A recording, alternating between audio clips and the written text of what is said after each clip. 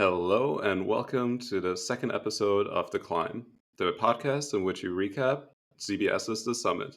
Today, we're going to talk about episode 2 called Hard Choices Must Be Made. And yeah, I'm Florian, and I'm joined by my co host, Kinley. Hi, how's it going?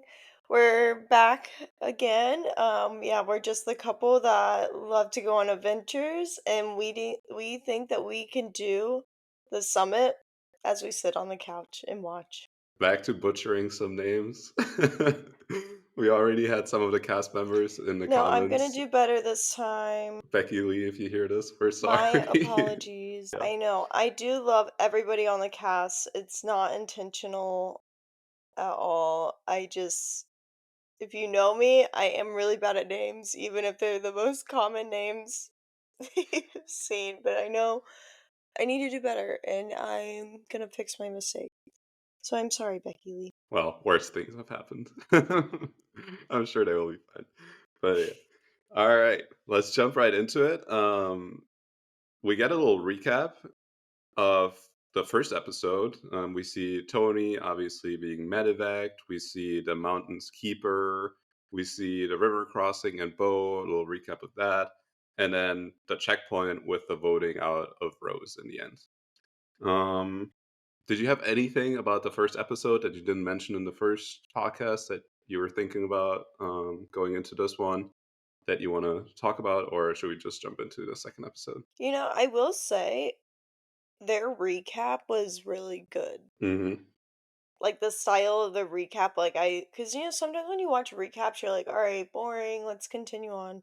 But like theirs, I was like, wow, they're really hitting like the key points. Like it was good, but like in like a different way than what it was like actually presented as. But yeah, I'm excited to get into this next episode and see them be pushed to their limits. Yeah, for sure.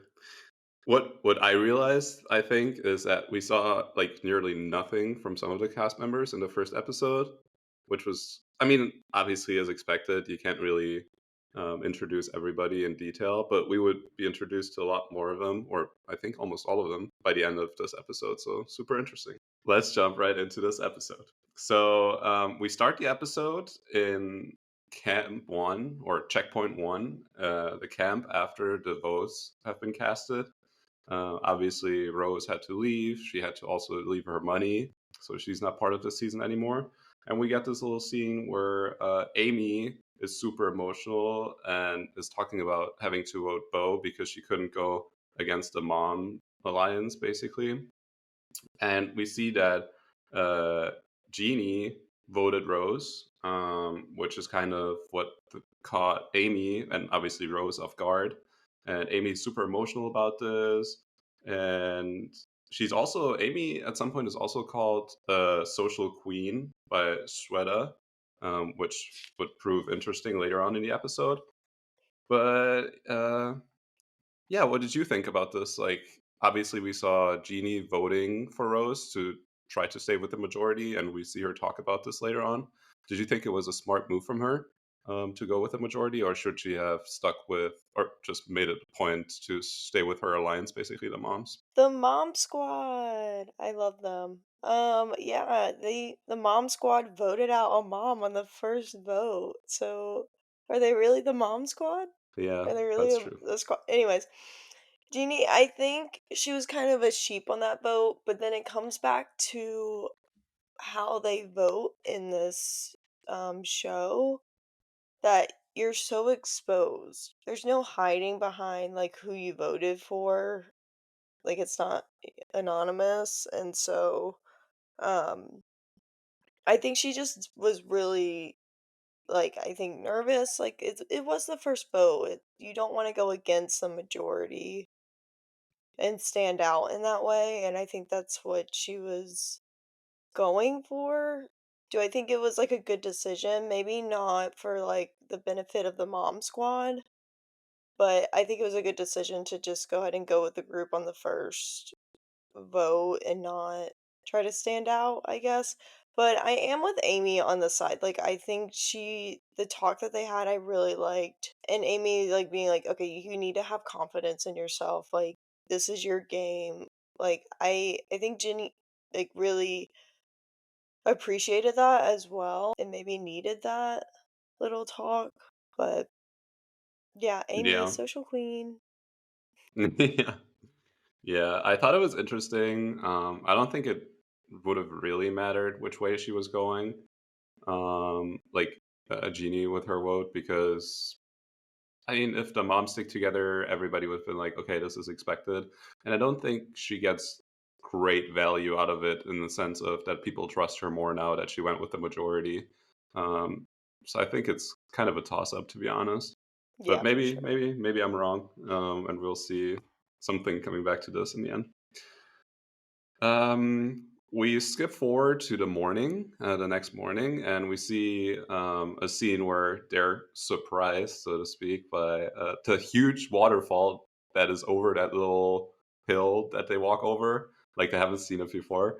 Um, we see Becky Lee, and I think it was Dusty jumping into the water while some of the other ones stay out of the cold water. We also get a funny comment from Theron who's like something like my balls or my ass smells terrible. I don't know the exact words, to No, be I honest. know I my can't remember. booty stank. Yeah. That's what it was. No, Um I know my booty stank. That was so funny. I was cracking up at that. Um, because I mean, obviously you're hiking all day. Like nobody's gonna smell good after hiking all day. But I know that that water was absolutely freezing because that waterfall was definitely like from snow melt, and I don't know. I was like so confused too. I was like, did they not see this before or and then my thing too was like was it I guess it was not far from the camp because I'm like, okay, I thought we had to get to the summit here. yeah. Like they don't seem to be in a rush, to be honest. Yeah.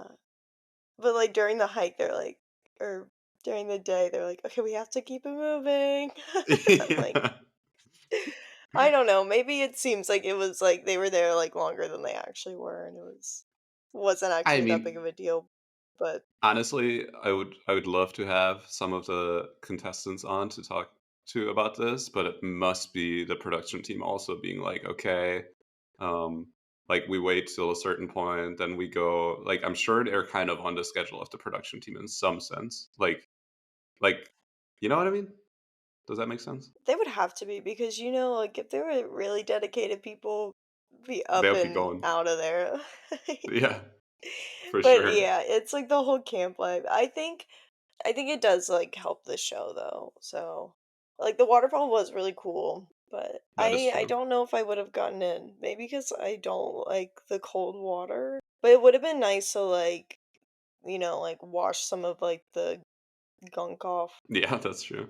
I mean, honestly, I What would about like you? Would you have gotten Becky. in? You know me. I'm not getting into that cold ass water. I would have done the maybe honestly, I would have Yeah. like Becky did not flinch at all. I was like, holy shit, he was in there. And then Dusty was kind of like up to his hip in there, and then he like dipped down a little bit and came back out. Maybe that, but I don't even know. It's day three, I guess, the morning of day three. So I don't know. What would you have done? I maybe would have like jumped in and like got right out because my thing too is like when I'm cold, I stay cold, and I don't think that would have been good to start off the morning. That's true. But at least you still have the fire, right? I think the fire was still going because they went back and they had breakfast ready. I think Rob had some veggies ready when they got back. You So know, Rob. camp counselor Rob, he got it. Yeah, Rob was like, yeah, he was like, first round of veggies. Like, it was so cute. Yeah. That was actually kind of He nice. was. They actually did look really good though. It's like, like a little Yeah. veggies in the cast iron. They got like asparagus in there or something, right? That's like holy shit. Yeah. All right. We continue the episode and we see a little edit of Becky where she talks about keeping up her like the little persona of seeming very nice, but in the back like she's a schemer and she's ready to like play the game hard. And we also get the little edit of Nick, where he again mentions he just doesn't want to seem like a threat, and he just wants to keep it on the low low for now. We see Jeannie talking to Jeannie and Amy talk, and basically Jeannie's talking about how hard it was for her to vote out Rose, but she had to go with the majority. And Amy, we kind of get the vibe from her that she doesn't really trust Jeannie anymore, which makes sense because obviously she went against the Alliance. We see Sweta when they were about to take off and start their daily hike, leave Camp 1 or Checkpoint 1, so to speak. We see her trying to get rid of the map, and I'm not sure which tent she opens, but who do you know who was in there? But they did not seem interested in the map. They're like, hell no. And in the end, The curse of she's the able. map. Yeah, in the end, she's able to hand off the map to Jeff, who doesn't seem super excited about it initially because he knows it's gonna put like a leadership role in the target on his back. But in the end, he takes it and he really embraces the leadership role. Do you have any thought? Like, would you take the map? Would you take the map, or would you be like make a stance and be like, hell no, I'm not taking the map?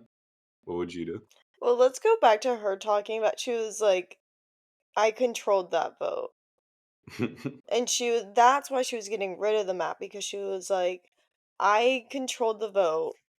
I mean, I think it's smart of her to be like, "Okay, I shouldn't continue carrying the map." Like after Theron like gave the map away, then I think it like initiated like, okay, somebody shouldn't hold on to the map every single day because that does show that like it puts you in that leadership position. And but Sweta was like she was like, I controlled that vote, like very to the point, and she was like, I have to get rid of this map. And I think it was for like I think Jeff was like you said, like very hesitant, but I think he also wanted to take the opportunity to show that he can be a leader in a good way. I think I would have taken the map, honestly. What's the worst thing that can happen? We go the opposite direction, we start walking back. Well, I mean, Theron led him up the wrong way. Like people seem pissed about that on day one when it has to, you know what I mean? But I think the Yeah, worst but I thing feel that like can I happen. could read the map and like get us to the checkpoint. Like I Yeah, think but I it's could get everybody like to the next checkpoint. So I think it would help with like the morale of like, okay, like we're getting to like we don't have these like we're not going the wrong way or something like that. But then again, like I wouldn't be like rushing to grab the map from Sweta, I think is what it is. Like kind of like Jeff. Like it was like she came up to him and was like, "Do you want the map?" And then he took it. And this was after she basically had asked everybody. I agree, but in the end, I think it comes What down would you have to done? yeah. I mean, I agree in some parts, but I think in the end it comes down to being putting a target on yourself. I think Jeff definitely had a bigger target on his back, having that leadership role, because it also propelled into like another leadership role, which we're going to talk about in a second on the today's challenge, I guess.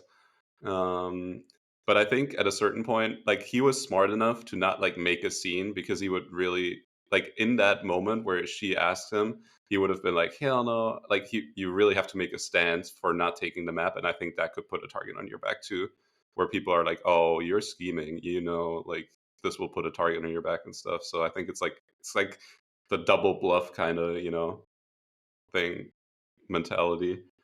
So I think it was fine for him to take the map because he already has a target in his back. People see him as a threat, but he's also a super nice guy and probably the best social player out there. That's so interesting that you say that because in episode 1, I didn't think anybody was really. I mean, we don't see everything, so maybe they were talking about him as Jeff as a threat. But I didn't think he was a threat at all. Like I thought he was like kind of like on the down low, but like I guess that's why he is a threat is like you said, like he's a great social player and he's also like athletic. Like he would be able to get up there and also be everybody's best friend. And so that does make him a very dangerous player. And so I think like on the opposite side we have Sweta and she's over here. I'm sorry, I just have to bring this up. She was talking about her SAT scores, Yeah. and I was like, "How old are you?" Like, and you're still talking about your SAT scores. Like, I'm so proud of you, but like, we Yeah. took those in high school. I mean, Yeah, I she's very mean, smart. Like don't get me wrong. She's very smart and should be proud of herself for that, but it just like it cracked me up like when she brought up her SAT scores as like showing as like how smart she is. I'm like, "Okay, well, I'm sure you've like accomplished a lot of other things like can also show how smart you are in your adult life." And but yeah, it just like cracked me up because it just like brings you like back to high school, and I'm like, oh geez. And so, but yeah, she doesn't have like the compassion as much as Jeff does. So I think it was smart for her to give up the map. yeah, that's true. I guess, yeah, she's definitely getting like the villain edit and stuff. And I mean, in her defense, the SAT score or the ACT or whatever it is are probably is something that most people can relate to. If in her like corporate strategy position, she's like, "Oh, I did this, this, and this," people will probably be like, "I have no freaking clue what you're talking about. It doesn't relate to me or my world at all." So they couldn't really place that. So I guess she was kind of thinking that, but it's also a weird flex. Just why bring it up in that scenario? Yeah, I agree. All right. Now we finally start our journey again. Day three. The hiking begins now. We already talked a lot of things that happened, but there's still the journey to the next checkpoint ahead. So they begin to hike, and we got a little short summary of Jeff and his life as a in neuroscience. He has his PhD in, I don't know if you wrote it down, cognitive something. Um, you're the science person from us, so you got to take this one. I thought it was cognitive brain. Was it Yeah, not? What was it? Cognitive. we'll find it. We'll find it. It was It wasn't. something Was it along those brain? It lines. wasn't brain. Yeah, I'll find Yeah. it. It was a very yeah, he's very smart. That's a really cool field to get into. Yeah. We also get him as an athlete, obviously, and just being a great communicator overall. We also see Rob in his usual camp counselor role, but we also see that he's aware of himself in that role, kind of, and he doesn't want to take it too far, so he's holding back a little bit, but he's definitely still getting on some people's nerves at some point throughout the episode. I think that's like smart of him like that he's because coming back to Rob being the camp counselor like cuz he in that talk he's like, "Oh, like I do realize that not everybody has is a hiker out here." And so like I feel like he's giving little tips and stuff. Um and it's his personality. Like I I think he knows that he can't be like the full camp counselor vibe because there are adults out there and they're not gonna there it's like too much building up the morale, but I think it's good right now. Like I think he's at a good level. I think it's just his personality and he has a very bubbly personality, so I'm like interested to see how that like progresses because like like they're gonna get further in and people are gonna get more fatigued and more tired, so I'm interested that like are they gonna be more annoyed by that or are they gonna like appreciate the morale building. Yeah, that's true for sure. We also see them hiking through the thickest bushes there are again, as like in episode one. We see Bo really enjoying Jeff as a leader because he's like waiting for him and like people in the back. He's really aware of everybody in the group. But we also see a little edit from Shweta and Dennis again, like their strategic minds and games, talking about how Jeff is. It's great for them that Jeff is putting a bigger target on his back because they kind of feel threatened by him in the game sense. We see a very interesting flashback to the night before.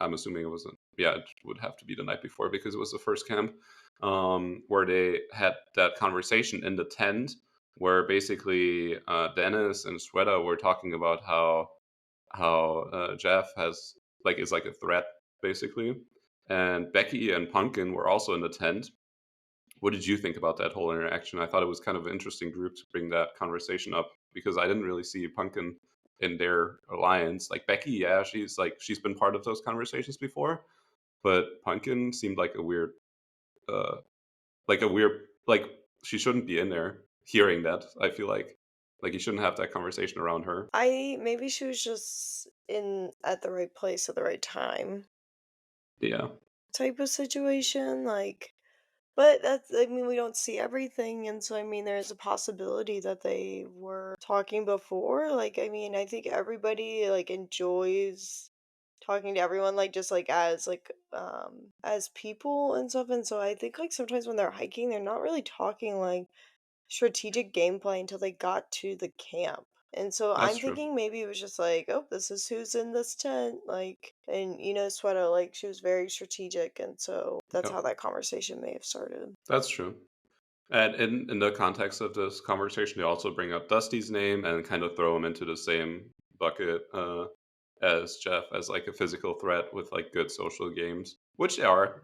I have them both on my team, so we'll see how that goes. All right. We get the little Dusty's story with the real like him being a real estate agent living in Boise, Idaho. And he's really aware like he's very aware of him being a threat or perceived as a threat. So he really like we saw in episode 1, he really puts an emphasis on staying with the people in the back, kind of helping them through, waiting for them. But yeah, we also see him kind of being worried about not making it to the top. So we kind of have the same dilemma as in episode 1 again, the dilemma between being fast but also not being an asshole, so to speak, to like push people too hard and stuff. All right, let's get right to the Yeah, I biggest like, part. wait, back to Yeah, Dusty, like, during his kind of like background. I really liked that he was like, he talked about himself not as like, oh, I'm an athlete. It was like, I'm taking care of my body. And we hear him say that he has a pet peeve when people don't take care of their body, which I thought that was like so interesting. And like I wrote down this comment, he was like, why do you expect to feel good if you're not taking care of your body? yeah, that's true. Which is a good little tidbit to live by, I think.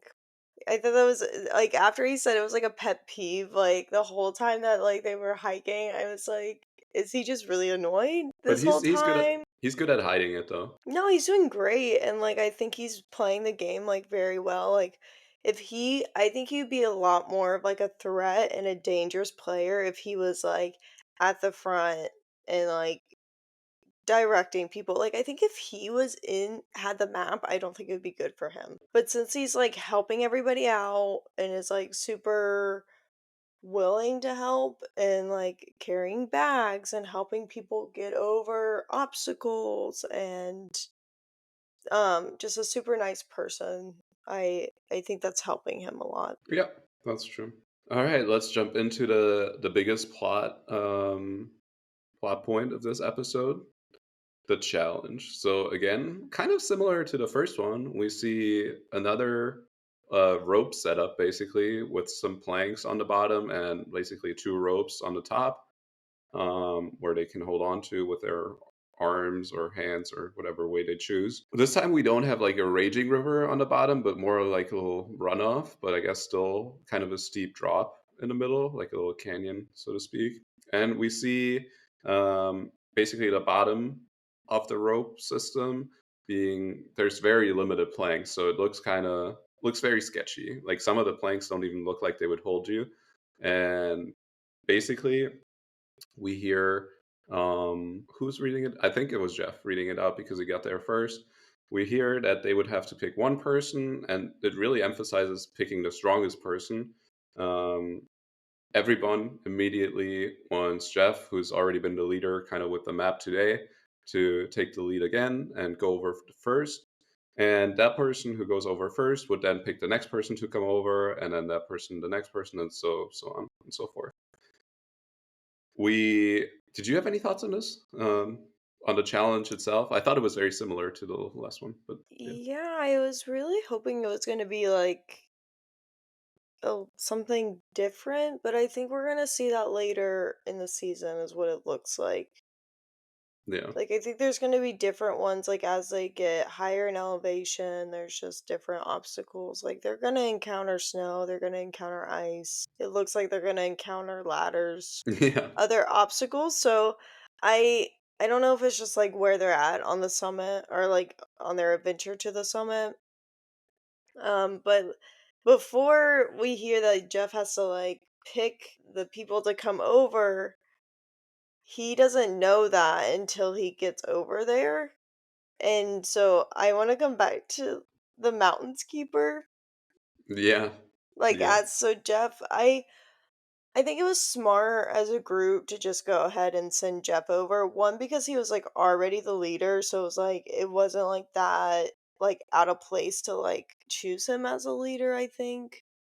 Since he was like already in that position for the day, like, okay, like, all right, Jeff, like you've been doing really good. Like let's just like go ahead and send you and you're athletic. It's saying that they want somebody what did it say? Somebody that was like strong and trustworthy, Mhm. which I think he's a people person, so um yeah, so he starts carrying one of the planks over, which I didn't even realize they were gonna have a pile of planks. I thought they were just gonna walk across. Yeah, I don't think the planks did that much, honestly, but yeah. No, I didn't love this challenge, but it is with it. Like the bridge, I guess, that part of the challenge. But Yeah. I thought it was so funny when like the mountains keeper or the helicopter um came in while Jeff is on like So I just close. It imagine looked so close. It looked so close. I yeah, knew I you would mean, say something about that. he even says, like, "The blades were gonna hit me," and I'm like, I think that's how I would have felt, like, if I was on the ropes at that time, or if even I was, like, on the side, I would have been like, "Oh my gosh, this helicopter is going to, like" I don't know, it's maybe it's, like, the Nearly worst case blows him scenario, like off. yeah, like, you can see that it's, like, visibly, like, blowing the ropes, like, imagine, like, holding on, and you have, like, helicopter and the way it just sits there, and I'm like I was like, "When is it gonna leave?" Like, I don't I just thought it was interesting, and it comes back I guess it's, like, the mountain keeper's supposed to be, like, the eyes, but I didn't think that they were gonna be, like, flying in like that, but yeah, so that's when they drop the big bag, and so big bag is a big responsibility, as we know, and, like you said, so that's where Jeff has this dilemma, which is not really a dilemma. He gets to choose who comes over next, but he's only one that knows so far that the last person that's standing on the other side is not gonna make it. And it's so dramatic with the axe. I think he took a little too long to decide who was coming next, but that's okay. Yeah, I thought it was kinda interesting because we also get the scene, like, before, Jeff goes over and, receives the bag and stuff. We see that him and Pumpkin have a little conversation. Pumpkin's like, "Don't pick me second," which is kind of hinting towards their little alliance and them trying to hide that they're connected or their alliance. And she also hints towards the conversation that happened in the tent where Shweta and Dennis were like talking about trying to get or putting a target on Jeff. So I thought the first picks would matter more so than the second ones, but I also thought that the first ones were more like, oh, who's gonna be able to carry the planks, and then in the end, it's like, oh, who's slow? Who are we gonna leave behind? Like I feel like that was like the split between the votes generally. Yeah, I don't know about you, but I before like watching like the full challenge, I figured that Bo was going to be the one left over there. Yeah, yeah. But everybody was talking Because him up. I know, but it's like that would give him that was 3 opportunities, I guess. But I know that was like probably a hard decision for them. Yeah, that's true. All right, to summarize the challenge a little bit, we see obviously Jeff going over, as we said. We see the heli, the mountains keeper, coming in, blowing him off the ropes nearly, and like cutting the ropes nearly with the rotors and stuff. And we see this. I don't know if you remember the shot, but it's like ingrained into my brain. Like the shot of Manu standing there with the helicopter in the back, and we get the side shot of Manu, like very epic. But I thought it looked really funny Yeah, to it did me. look cool. Um, so we see all that, and then in the end, we see after all the mountains keeper decisions and everything, or not decision yet, I guess, but after all of that unfolding, we see Goff, Jeff. Oh my god, I'm gonna butcher some names too now. We see Just cut that Jeff. out. We see we're gonna leave this in. It's fine. We see Jeff picking Dusty as the second person. Did you have any thoughts on that? Like, do you think it matters really, or I think well, I think they're on the same page in the game, and like I think it also comes back to like, okay, let's get like some athletic people over so that we can put boards down and people who can carry boards over. So I mean, I think it was a good decision. yeah? I mean, if there is a meat shield that Jeff can use, it is Dusty. And if there is one meat shield that Dusty can use, it is Jeff. Yeah. So they're kind of. But so Dusty comes over. We see Dennis thinking he's as fit as Jeff and Dusty, which I'm not really sure about, to be honest, but I'm sure he's a fit guy. We see Patty's background story. She's a 37-year-old barber from Los Angeles. We see her like explaining her job kind of in a way that she's kind of a therapist to people because she hears all these things and gets to, I guess, comment on them and help people out. And we see her basically wanting to use that as her strategy to basically offer a safe place for everybody to come up to her and, yeah, I guess like offer this safe place, compassionate environment. I can see Patty like after her like intros like yes like hairstylists really do talk to all different kinds of people and different backgrounds, and it's like I mean I'm sure you experience this like you sit down and get your hair cut and you never know what conversation's going to be brought up, but sometimes it is like a time where people do feel comfortable. I mean, like your hair is also like very much a part of you, and sometimes like when you do cut it, you can feel vulnerable or like you're cutting something away from you. And so I think that that's also where people will yeah, like she said like okay, like somebody can come in, they're talking about like their divorce or they're talking about like how they're like their first child like it's just like it can range like so much so like I completely believe that she is a great talker and can talk to anybody, and like we do see that like she is very compassionate and a very caring person. I love Patty, she's amazing. Yeah, for sure. A quick side barber story on this note. My last visit to get my haircut was the first time where I sat down. I was asked what kind of haircut I wanted, and we had like a little back and forth on how exactly I wanted my haircut. And then we did not talk a single word until like maybe there was like one or two times where it was like, oh, do you want it shorter or like this short or like this? But nothing, not a single Wow. conversations. And I kind of liked it, I gotta say. No, you gotta have like the drama talk or like you gotta maybe I don't know, it's just fun. It's like a whole like, getting my hair cut is like a whole event. Yeah, I hate it. Like, I walk out of there and I'm, like, full of stories. I've unleashed, like, how many stories? I don't know. But It's like, so much I fun, like, I look forward to it. Like yeah.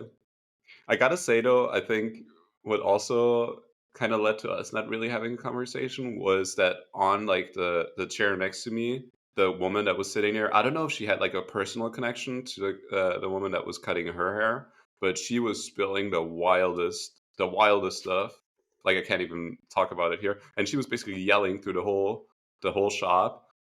Everybody could hear it. Like she was talking really loud, but wildest stuff. So I guess everybody was kind of listening to that conversation. like, actually, we're gonna pause our conversations and just, like, eavesdrop, but Yeah. oh, that's funny. Yeah. All right. We also see Dennis, while the majority of the group, obviously, other than Dusty and Jeff, are still on the one side. We see Dennis dropping or trying to plant some seeds of the pumpkin Jeff alliance.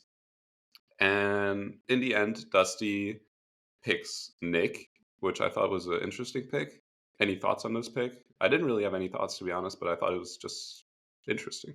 I don't know. I don't know. I think he was just trying to pick somebody that could carry a board That's true. over. I think they were still going with the athletic side, but I do want to get to how I agree with Becky Lee so much on this challenge.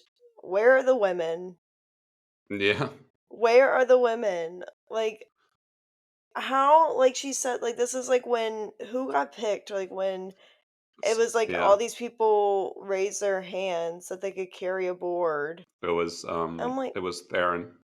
Theron got picked in the end. yeah, in that pick, which is like not wrong, but I'm like, why are you not, why are you picking only men? Like, where is the strategy there? Like, I get like there's only gonna be like one person left on the other side, but also like, can we have like a little more inclusivity here? Like, I would like, where's the woman? Like, we're just as strong, and especially Becky Lee. Like, she like from her intro from last episode, like she's trying. Like, did you see all the hikes that she's been on? Yeah, I know. Look crazy. I don't But know. I stand with that. I agree. I also think it's not very smart strategically, especially because you have all these strong women. It's it's not like the women aren't as capable of doing the hike as the men. And so, as you mentioned before, in that situation, Nick picks Theron, who he wanted to pick, which we see in like a little conversation with Dusty and Jeff. Then he turns around and he's like, "Who can carry a plank? Because we need some planks." And Becky is like like one of the only ones who's like, "Me, I will do it." Like raises her arm, and he's like, "Okay, I'm picking Theron. Theron coming over." I was I actually know, impressed with that's what him I'm though. saying. Yeah, Yeah. No, he did great. I just like was like that's like what threw me off. I'm like, you literally picked somebody that didn't raise your, like, why even ask the question if you're not yeah, basing it off of that? And obviously we see like you don't have to carry a plank to get across. Like, you can get across without it, without putting one down. I know it helps the person behind you, but it's that's true. doable. We also see the little Shweta edit where people were like talking about her, like not showing any empathy, and we see the flashback to when Tony was medevaced, where we were obviously saying last episode that it was kind of weird, like a couple of weird comments from Shweta. We see her crying though, and Becky is not buying it at all. She's like, "This is so fake. Like, savior." Crocodile tears. Exactly. I was And cracking up at that. I was like, I cannot wait to use this later. yeah, I was thinking the same. Um, yeah, as you mentioned, for now we have four guys over there. But we finally see Theron picking Pumpkin to come over. And here we got the little Pumpkin introduction, I guess, or more on her background. She's 33 years old, member of the Air Force, and she describes herself as small but deadly, small but mighty. I thought that was kind of cool. Yeah. I kind of like her. I like the little bits and pieces we saw in her in this episode. What did you think? I did too. I did like hearing about her background and how this comes back to like, where are the women? Like, she in her profession, like, she had men that were higher ranked telling her that she, kind of not telling her, but leading her on saying that like she couldn't like make it, or she wouldn't make it that far, and she outranked them, which I think is really really powerful. And like she said, like she used that to empower herself. And so I don't know, it comes back to like, where's the women? I don't know. I was just like on that side with that one. So yeah, I'm excited to see more. I think it's also really smart of her. She was saying that she's not revealing her military background, which I think is smart. We see Yeah, Rose did the same thing, but I see more compassion from Pumpkin and more of a people person. And maybe that's why she's able to not, she doesn't feel like she has to reveal that. Because I think as soon as like she does reveal it, then it's like people are gonna be like, oh, she's really strategic. And so yeah, that's so true. She's also pretty strong. like Yeah, that physically. too. Yeah. Yeah. But yeah, like you said, she tells people she's in logistics, which I guess is like her job within the military. Yeah, so she's not lying. Yeah. We see Pumpkin calling over Dennis, who has the great idea of taking two boards, which is what Pumpkin says. This like her reason for choosing Dennis. We see him really struggling on like the first couple of feet of the bridge, I guess. We see him put down the first one in a spot where it doesn't like you don't really need another board there just to be able to continue. And then we see him drop the second board like halfway over, which really annoys like people on both sides of the bridge. And we also get like little comments from people on both sides of the bridge that he's taking forever, and like just in general, like let's talk about Dennis' performance here. Obviously, he overestimated his abilities, but also this challenge is taking forever. Like it must take at least like 2 hours. What do you like with everything? I think so. Okay, talking about how long a challenge takes, yeah. I was thinking the same thing. I don't know how far they had to walk in between. They probably said it at some point in between the two checkpoints, but like when they were doing this challenge, I was like, they were taking forever to decide who was coming over. Like, is it that hard to make the decision? Like, all right, let's like go. Let's like, you're next. And yeah, and so I think it does take a while. It's also like they got to put the harnesses on and do all that, and then anyways, but yeah, I think Dennis, I don't know if he was like trying to show that he's athletic or his level of athletics. I think he was like trying to show himself or like prove something maybe to himself, maybe not to others, but to himself that he could carry two boards. But I think in the situation, he should have just. Why did they need to carry two boards? Like, I was just confused. Because, like you said, like, he dropped, like, one or placed one plank in a spot that did not need it. Like, what, it made the gap 2 inches instead of a foot? Like, I don't know. Like, and then, yeah, he drops the other one and then he's slow. And it's like, okay, well, now you have everything going against you in this where you could have just said, oh, I can carry one plank, and you probably could have made it Yeah, faster. yeah, true. I think he was trying to. I don't know why he like he's a strategic player. I don't know why he would like show strength if he like was like super strong or whatever. Like you know what I mean?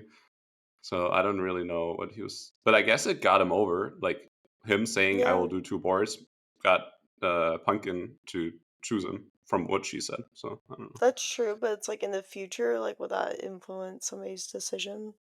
Because it Probably. seems like there may be more, because it's like the first challenge, like, it was like whoever's on the other side, the leader or whatever, had to pick who was coming over next. I'm like, is it going to continue to be like that, where it's like these decisions have to be made of like you decide who's like able to come over, which like they did say that this like mountains keeper is like to keep them on track, so I'm curious if there's gonna be a decision like this at every obstacle, Hmm.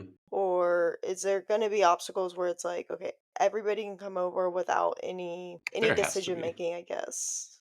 There, like, maybe not without any decision making, but without anybody being like out of the show and the money gone. Because now they're losing money every time on these decision points. You know what I mean? Yeah. I know they don't even like it's like, oh well, you don't even have the option to bring the last person over and save the money like they did the first time.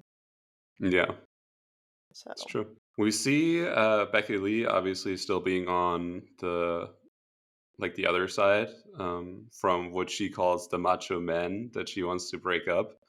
Fair enough. Mostly guys over there for now. So we see Dennis pick Rob, which obviously is another man. We see, and you please stop me if you have any comments about the next picks. We see Rob picking Becky Lee. We see Becky Lee picking Jenny. We see Jenny picking Amy. We see Amy picking Shweta. And then we see Amy picking Shweta in the end, which I thought was a very interesting pick. Amy describes it as she wants to build confidence, or like I guess a connection with Shweta. and then Shweta picks Genie. So it all comes down to Patty and Bo. Have we Can we mentioned talk the twist yet? about Swetta's crossing and where Rob like I think this is like the camp counselor coming out and he's like but everybody was doing that for everyone, like encouraging them as they were coming across, Yeah. but Sweta was like what did she say? She was like, "Not now," or something Just like that. stop. Just stop. Let me do "Just this. stop. Just stop. Let me do this." Yeah. And it's like Rob like, "Oh, sorry." And the music stops for a second. I thought it was so Yeah, maybe funny. that's what it was. It was like the music stopping, and I was like, "This is so funny."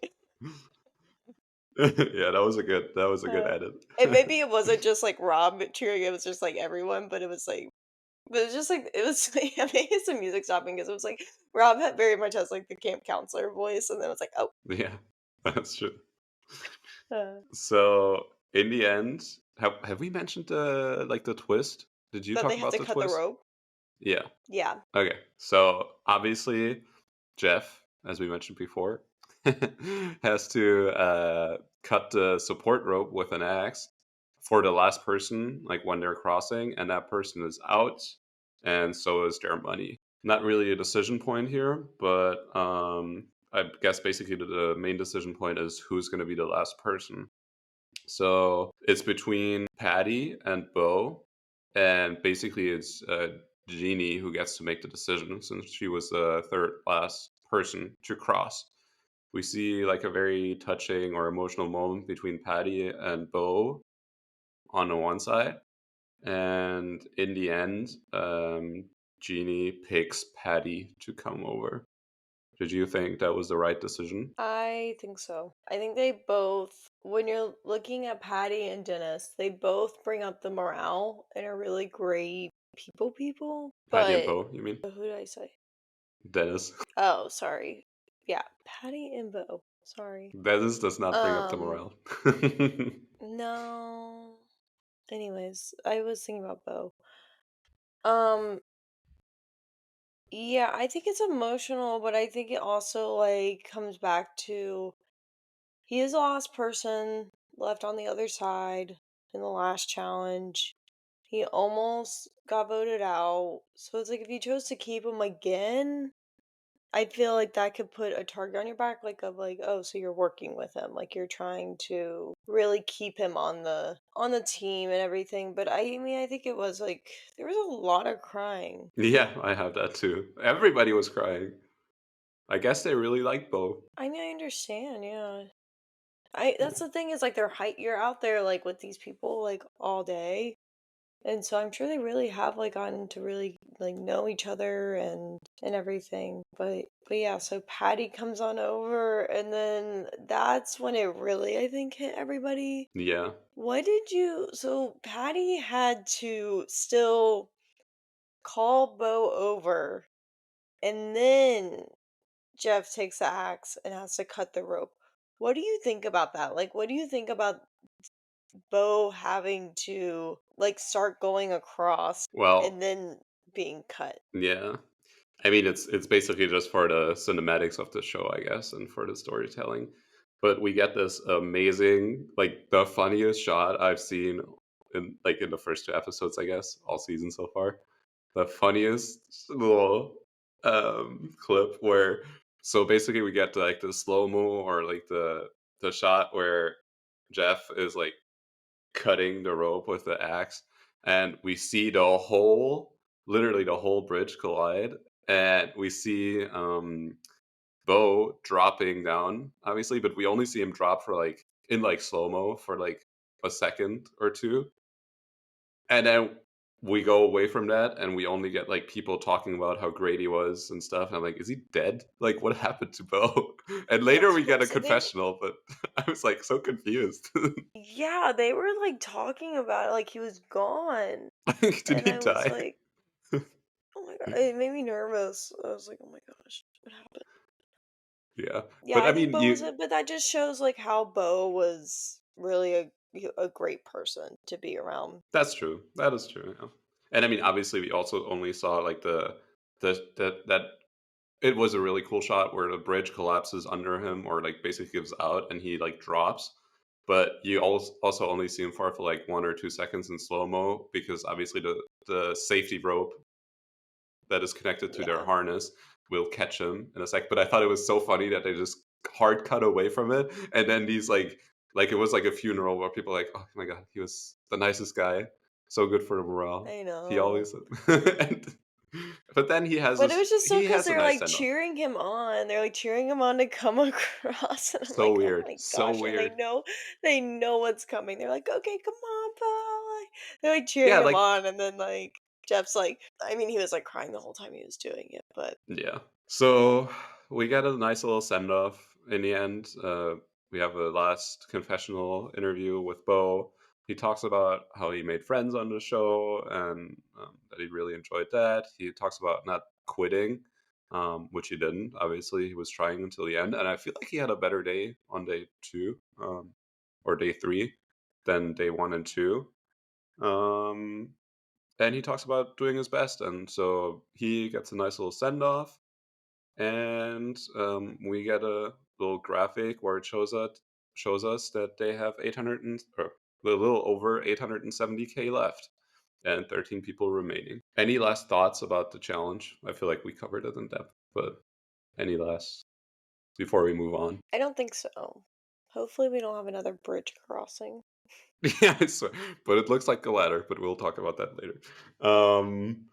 So We were told it's 5 more miles to the next checkpoint, and when I heard that, I was like, "Okay, 5 more miles, not that bad. The sun's still up, so it looks good."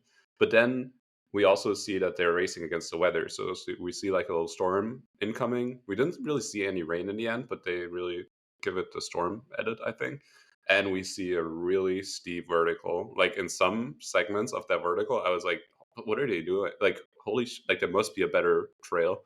Because honestly, it's kind of impressive Yeah, how some of them got up there. it really was. Like, they were, like, crawling, and I was like, "I would have to crawl too." Yeah. Like, that was like you said, like, it was, like, some steep, like, walls, basically, so, yeah, I'm really impressed by all of them for making because they also have these packs on too, is the thing, like, I don't know how much they weigh, but, I mean, I can imagine they have, like, all different types of clothing in there for all different types of weather that they're gonna encounter, but yeah, so I'm sure the 5 miles was not an easy 5 miles, but I thought it was funny when Dennis fell in the water because it's like you like don't want to like because that's like the last thing that you want to happen is having your clothes be wet. So, Yeah. but he laughed it off, so it was funny because it was like it was holding onto a stake and Yeah. it just like broke. We just hear the loud crack, like, and then Yeah. he's like, that was funny. Yeah, speaking of Dennis, we also see a little summary of alliances so far from Dennis' perspective. He tells us that Jeff and Pumpkin are in an alliance. Then he tells us he's in an alliance of Nick and Sweta. So Nick, Dennis, and Sweta are in an alliance. And then he tells us that Theron is kind of playing the middle and floating in between those groups, which we also see later. We get a little I was background. surprised that I was surprised that Theron was like a swing vote Me too. Me too. or like a swing like alliance member because I really thought that Sweta and him were like locked in at this point. Yeah. And I thought that he would really like pick a side, but maybe not. Maybe he's Yeah, it's true. But I mean, we really see, like, we'll talk about the votes later, but we see that he's kind of a floater so far. yeah. So we get Theron's background story, or more on him. He's a server, he's a board game enthusiast, and he says that he knows all the strategies because he played so many different board games. Do you think that applies to this, or what did you think? I want to play board games with Theron. With Theron, we should do a pod. We should get him on Yeah. here. Did you see all the board games that he had? Like, that looks like I so much fun. know. I don't know why he said he was the black sheep of the family for liking board games. Like, I was like, that seems like really fun to me. Like, Yeah, I don't I know don't know if he either. was I guess saying he was like the nerd of the family Yeah. maybe, but that's not. Hey, good for you. Um, but I mean, I think playing board games, like you, all the different ones that he does has played, there are different strategies to each one, and so maybe he is able to kind of pull some of that strategic mindset. Maybe is the right word. Like use that in this game. I think it's a little hard for this game because they are the first people to play, and so they don't know everything that they're going to encounter or how the game completely Yeah, works. that's true. Versus like a board game, you like here's the instructions. Like yes, there are strategic moves that you like kind of like figure out along the way. But yeah, I think he is going to be a good strategic player. Yep, I agree. We also see Amy talking about Jeff being on her side and like always being a helping hand. So we really see his social game paying off in that sense. And yeah, like you said, we also see Dennis falling backwards into a little river rundown, which is really funny. We see a little Nick. I feel like we always get the same Nick snippets. We get like his like little confessional interviews where he obviously like we talked about is the VP in sales. We get the little background with his college basketball background in Baseball. Louisiana. Baseball, sorry. Yeah. I wrote down baseball, but I said basketball, so and but we always get the same like obviously we know his strategy is to stay like lay low, let other people have the targets on their back, and he loves like the kind of little target that's evolving on or growing I guess on Jeff's back. We see Dusty having no problems navigating the terrain. We see him like hop over a little tree, like fallen tree or something, which was really funny because I think the camera like goes over to like people really struggling coming up the mountain. Was that the same like log that they were like helping people get over, or was No, that a no, I think different it was a one? smaller one. I Okay. think it was a smaller one. Okay, because But I was gonna yeah. say, like, I was like, is that the same one? Like that's so funny that they yeah. Yeah. Uh, Yeah, I yeah, wrote down Dusty as hardcore. he is. He is. But he also he's also in his little interview. He also said, "Hey, we should think about getting rid of the weakest links," and he specifically mentions Patty and Amy. So, with that being said, they finally make it to their second checkpoint. I'm actually really surprised they did. So it must have been a lot longer of a like the distance to the first checkpoint must have been like so long that the producers didn't want him to reach the first checkpoint on the first day, is my guess. Or they went into the Possibly. wrong way so far, like when Darren led him the wrong way. I mean, possibly, but also like I don't know how early they actually started on that first day. That's true. You're right. Like what time it was. Like I don't know that they actually had a full day. Maybe they did. But yeah, they make it and they get tacos. Taco Tacos. night. That looked like so much fun. Like when did that be? I like the camp vibe, like with tacos and everything. Yeah. We need North Face to sponsor us, set up a camp for us, and we'll make some tacos. Put me on there. Yeah. But we can already tell that the vote or the upcoming vote is kind of looming over the whole camp. The mood is definitely not as happy, um, and like not when they got into the first checkpoint because obviously now they know they will have to vote somebody out. We see Dusty throwing out Shweta's name to Nick, which I thought was very interesting because obviously they're kind of aligned, like Shweta and Nick. Mhm. So I thought that was pretty bad. And he throws out that her attitude is just not good. I thought that was a wrong move. Like Nick is obviously kind of aligned with Shweta. So I agree, but does he know that? yeah, that's true. Probably not. I don't think he would have done it if he would have Yeah, known it. because I think it I don't know, like I didn't expect Sweta and Nick to be in an alliance until they said something. I mean, That's true. we don't see everything, so That is true. We see, obviously, Dusty said that he wants Shredder out because of her bad attitude and holding down the group. We saw Nick throwing out the other strategy, basically, which is to vote out the slowest people. We see Manu joining them again. Manu comes in. He's talking about how they're way behind pace. It's going to get colder, steeper, and harder. So he's really pushing for voting out the slowest people. I thought that was kind of I interesting. thought it was yeah, I thought it was interesting because I think it's clear there's two different strategies or two different ways that the vote can go. Yes, we can vote out because you have like the we're trying to make it to the summit vote, and so that's like okay, we need to vote the slowest people. We need to be faster. But then there's also like the strategic game, which I'm interested as to why they want to vote out like the strongest player. I guess it's because like they can make it across the challenges and everything. You don't know what's ahead. So there are and then there's like also the morale vote, which is like kind of how the vote went in the last episode. It was like that's why Rose was voted out. Like it wasn't because she was slow, it wasn't because like she couldn't make it to the top. It was because of morale. I Yeah, thought it was interesting that Manu like almost kind of said his opinion in like the way that the vote should go. yeah, I Is thought it was how I felt. interesting. Like it would have been fine if he just like was like, "Oh, it's gonna get hard. Like we do have this coming up," but it was like when he was like, "Take this into consideration in your vote tonight." Like very very serious. I was like, he's really influencing them on the way that they should vote tonight. But I don't know. I'm trying to get on Manu's side. I'm trying, Also, one but question I have here is the mountain keeper is a she? Like, I was very confused because at some point they were like, "Yeah, she's always watching." And I was like, "Okay, did they okay." say that?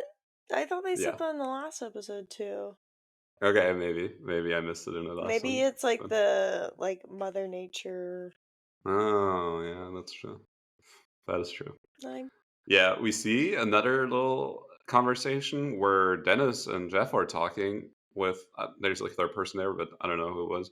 Or I don't remember who it was. But basically, Dennis says the most likable people are the scariest, and Jeff just turns to them and he's like, "So that's me." And that was then funny. there's like awkward silence, which is like was very funny. The conversation continues very weirdly because like Dennis is like talking about how Jeff would be like a cool sleepover friend. I was Yeah, he very called him a confused. sleepover friend. Yeah. Yeah. But Jeff is also like he knows something is up. Like he obviously heard from Pumpkin before that Dennis was throwing his name out there, and he knows something's up. Did you have any thoughts on that conversation? I mean, like you said, I thought it was. I mean, it made the like conversation like kind of like awkward when he was like, "Yeah, the most likable people," and they're all like staring at Jeff. Yeah. Like, what else are you supposed to say? But yeah, I did write down the sleepover friend. I was like, that's so funny. But I think because then they had a conversation like just the two of them, and that's like when he was like talking about the sleepover friend, and then they kind of Mhm. started like butting heads a little bit. Yeah, that's So true. I mean, I'm like you. I think Jeff like kind of knows what's up, but it's like I think at this point he knows that he can get past this vote. Yeah. I think he did Like a I think great he job. knows that he can like like bring people together to vote somebody else out. But will that help? Like in the future, will that be the case? I don't know. But Dennis is really playing like the strategic game very hard, like from the get go, like just like going at it. So I mean he's keeping his word. He is playing very strategic. I have both of them on my top three, so You got Dennis? yeah. Really? Dennis, Jeff, and Beckley. I mean, we can listen back. I thought that's who I had. Maybe Okay. not. I didn't know you had Dennis. What I wanted to add is that I think Jeff handled himself very well because a lot of people get like we've seen it time and time on like Survivor where people panic and basically throw themselves under the bus through panicking, and even though they weren't the main target in that situation or for that vote, and then by panicking they basically end up getting voted out in the end. But so I think he did a great job of staying Mhm. calm and really using his social games and his communication skills uh, to basically not I like how Jeff said end that up with a he can read people. yeah, that's true. I mean, it wasn't a very hard read to be honest, at least from what we were shown. Yeah.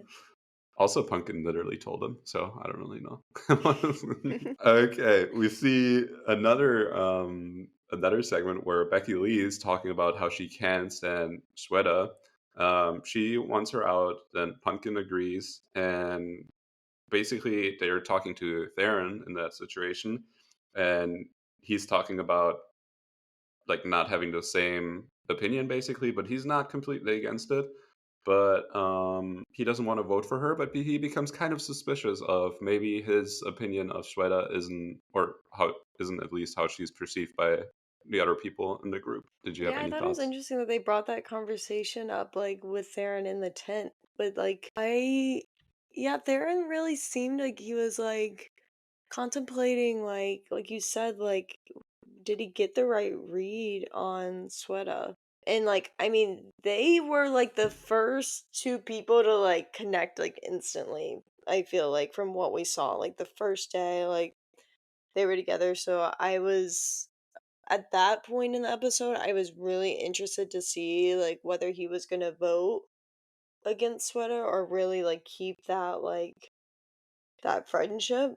But I mean, I agree with Becky Lee. I think Sweater and I maybe would butt heads. I don't know. She just seemed like it was very much like which she did talk about like she was a very strategic player, and I think that's the game that she was playing, and she wasn't playing a people game. But I think to be strategic, you also have to play the people game. I agree. It just can't be numbers. Like people are the numbers, so you kind of have to play a people game as well. Very true.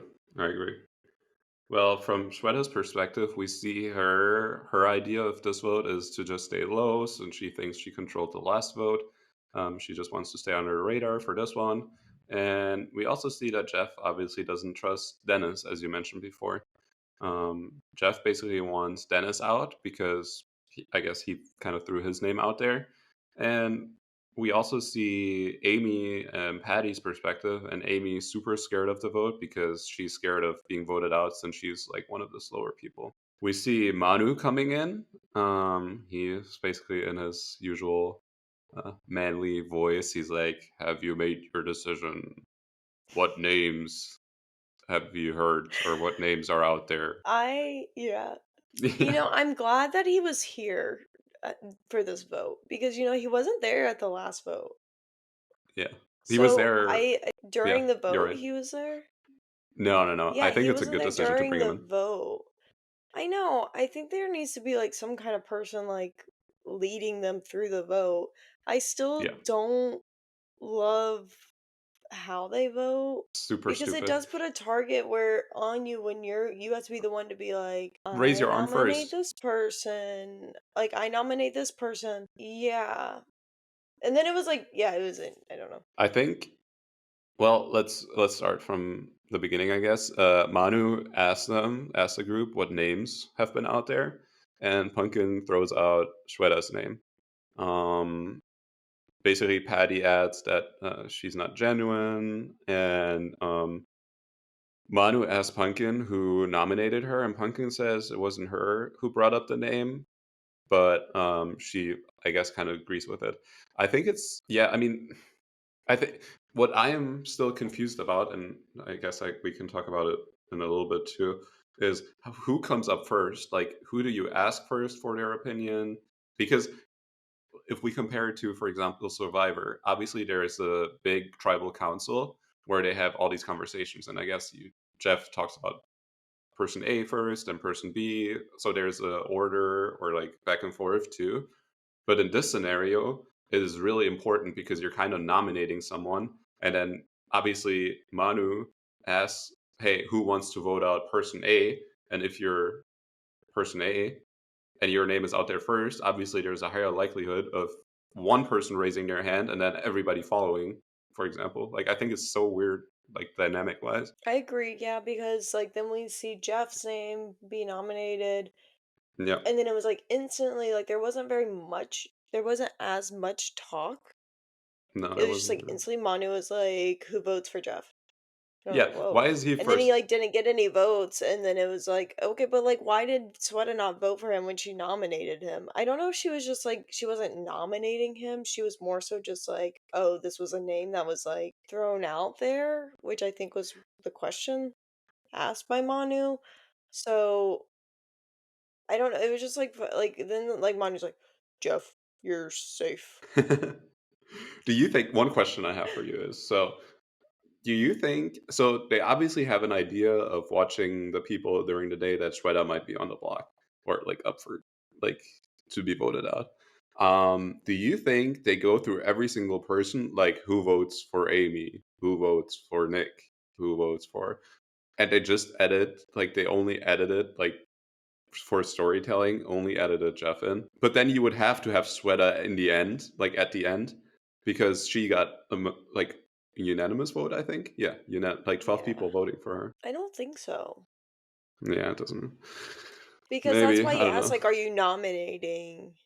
Yeah, but I mean, did who was it? Amy or Jeannie? I think who threw out Jeff's name, but they were like, "Oh, we just heard it today." Like they didn't really nominate him. Like we didn't hear them Yeah, that's nominate him. true. So I'm just a little confused. Yeah, I this is why I don't know, there's not, like, as much, like, structure to the votes, I think. Yeah. And maybe that is, like, us coming from, like, watching Survivor and, like, watching that vote, like, that vote's very, very structured Yeah, that's true.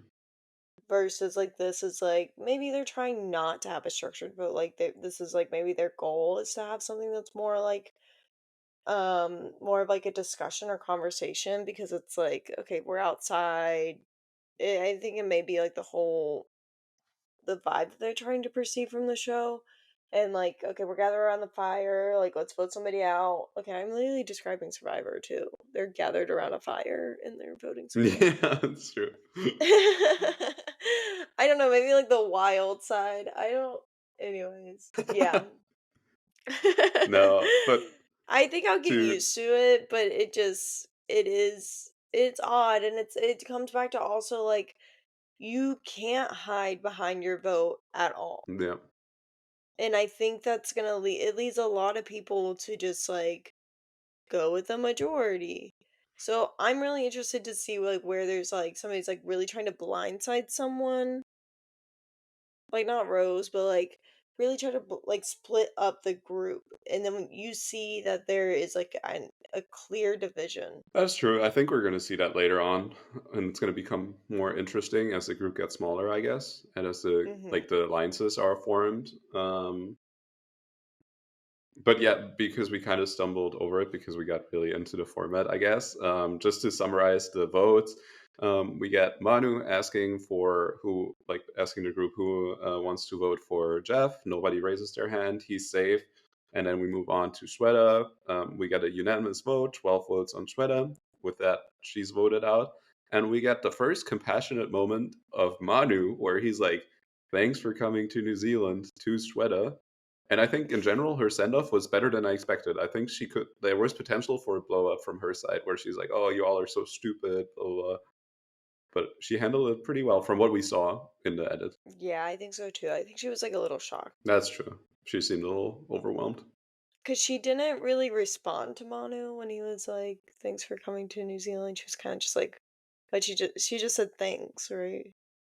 Yeah, yeah, I I don't think think, so. like, people were as emotional when she left as Well, I like, mean, when it Ro mirrors even herself, when basically. Yeah. Yeah, I Yeah. agree. But yeah, in her last interview, we see her saying that she feels like she has been betrayed by friends, which we talked about before. Obviously, most people, as with the Rose vote before, want to stick with the majority. In this scenario, everybody wanted to be in the majority. So it was a unanimous vote. But we also see her acknowledging that it's a numbers game. So as we talked about earlier, it's going to become more interesting, I guess, once the numbers get smaller and there's more breakdown in like little groups, I guess. Any thoughts on the Yeah, I episode mean, before? Yep. I'm really excited for, like, the more strategic side to, like, come out because, like, it may not even be the next episode. Like, the next episode, it's probably still gonna be the same dilemma of, like, okay, do we vote out slower people because we're moving slow, or do we really play this strategic game and, like, who's gonna be in the shadows and who's gonna be up front making those decisions? And I'm Yep. curious, like, I'm like, okay, so we saw Shweta, like, get rid of the map. Is that gonna continue? Like, who's gonna have the map next? Yeah. Who do you think like, if you were to, like, pick somebody, like, okay, Like, I'm handing off the map to somebody, who would you pick? Or who would you wanna see in that role? You're at, like, who would I want to see in that role, or who do I think like, so for example, I think if Dusty is in that role, I think it could really hurt his game. Yeah. I think if Rob is in that role, I think he could get on the nerves of people, and it could really hurt his game. I think if Jenny gets into that role, she would drill people up the mountain, and I think she could really hurt her game. So I only see downsides to taking the map. I'm not gonna lie. I, Maybe it's the curse of the map. I guess we'll see in the next yeah. episode. Did you have anyone in mind that you think should take over the map? No, I'm just really curious. Like, is this like a curse of the map? Because Sweta had the map I mean, and it like showed, but we'll see. yeah. I think, for example, Pumpkin could take the map, and it would be fine. Yeah. But I think she likes her role. Like for example, I think Nick or Pumpkin they like their roles in the shadows for now, which I Yeah. think is better for I them agree. and smart move gameplay wise. I agree. All right, so ending the episode, we got the next time on the summit. Finally, last time we got like a summary of the whole season, I feel like. This time we only got little clips of the next episode. We see Amy and Patty again being in the back on the slower side. We see maybe another medevac. I saw that yellow helicopter again, so I was like, this is not the mountain Oh, I didn't keeper notice that. helicopter. Okay. But I don't know. Maybe that's just an idea, to be honest. Because you remember when Interesting. Tony was picked up? He got the yellow one. Mm-hmm. Yeah. Yeah, I don't know. And then we see a ladder instead of a bridge, a rope bridge. So I'm really excited for that. Any When thoughts? I saw the ladder, it was like I don't know why I was like instantly drawn to like, oh my gosh, this is like the like ladder challenges that you see like at fairs. It looked, yeah, those ladders look so uncomfortable to get up. Like the small Yeah, ones, they're so hard. Like, but I'm excited. I'm excited for the next episode. me too. All right. Um, with that being said, thank you all for listening. Leave a like, comment, and subscribe. Cast members of the summit, please join the podcast or roast us in the comments. We're fine with both. Again, sorry for mispronunciations, anything of that sort. But yeah, we'd love to hear your perspective and your experience on the show so we can prepare for the second season. We want to be on there. Any last words? Please come join the show. Yeah, everybody get out there, go outside, enjoy life, and see you on the next episode. Yeah, see y'all later. Bye.